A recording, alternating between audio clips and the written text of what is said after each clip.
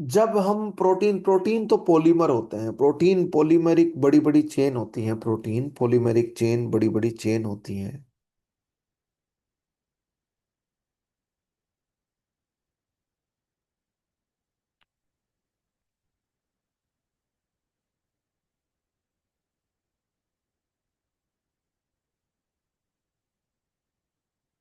Polymeric chain. आपका next lecture कब है बेटा?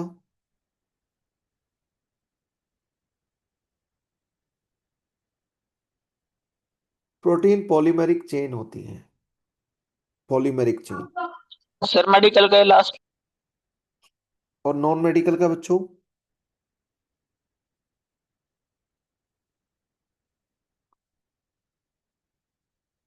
जब एग एल्ब्यूमिन होता है, एग वाइट, तो पॉलीमेरिक चेन होती हैं, बड़े बड़े स्ट्रक्चर इस तरह। जैसे ही बॉईल कर देते हैं तो प्रोटीन के 3rd डिग्री 4th डिग्री ये सब स्ट्रक्चर टूटकर प्राइमरी सेकेंडरी स्ट्रक्चर में चले जाते हैं।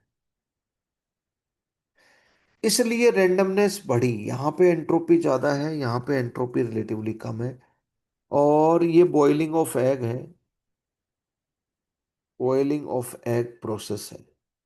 तो यहाँ पे एंट्रोपी बॉइल्ड एग की ज्यादा है ना। आप इस तरह ध्यान रख सकते हो, बॉइल्ड एग की ज्यादा है। ये सब पॉलीमर है, प्रोटीन पॉलीमर होते हैं, प्रोटीन पॉलीमर होते हैं। तो ये ध्यान रखने का है, नहीं तो गलत करोगे क्वेश्चन। स्ट्रेचिंग और रबड़ में डेल्टा एस नेगेटिव एंट्रोपी घटती है उस प्रोसेस में, और बॉइलिंग ऑफ एग में बढ़ती है। स्ट्रेचिंग ऑफ रबड़, रबड़ भी पॉलीमर होता है बेटा।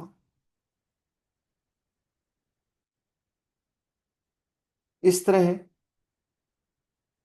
स्ट्रेचिंग अगर कर दी रबड़ की,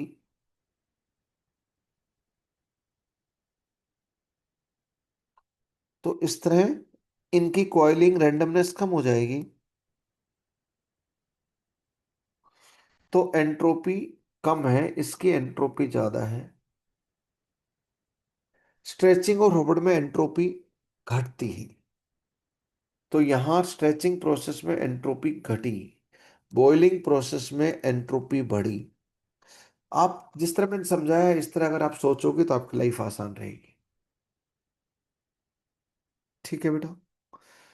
boiling of fat, stretching of रबड़।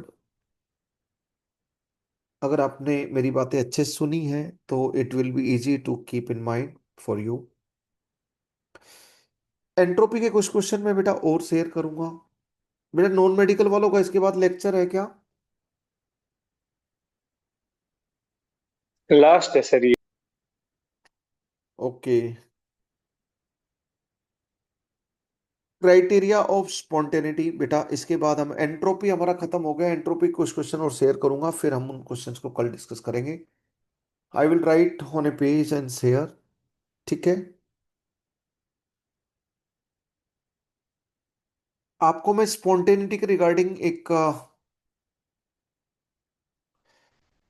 लेक्चर शेयर करूंगा, स्पॉन्टेनिटी के रिगार्डिंग।